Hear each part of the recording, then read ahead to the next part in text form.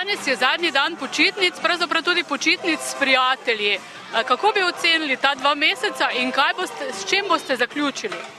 Ja, že 2 meseca uživamo z otroki v okviru počitniškega programa Počitnice s prijatelji 2009 in danes zadnje dejanje, že 13. leto zapored, neresna olimpijada, ko otroci tekmujejo v šaljivih neresnih igrah in se pri tem zabavajo. Mogoče še zadnjič skupaj v družbi s prijatelji, brezskrbno, ker drug teden se šola zdaj začenja. Smo pa med poletnimi počitnicami marsikaj počeli, okrog 4000 otrok nas je obiskalo v tem času na delavnicah, v domu ustvarjalnosti mladih, v soseskah, na letečem avtobusu, poletni šoli fotografije, dogodkov v skate parku in seveda na priljubljenih tematskih in sredinjih izletih.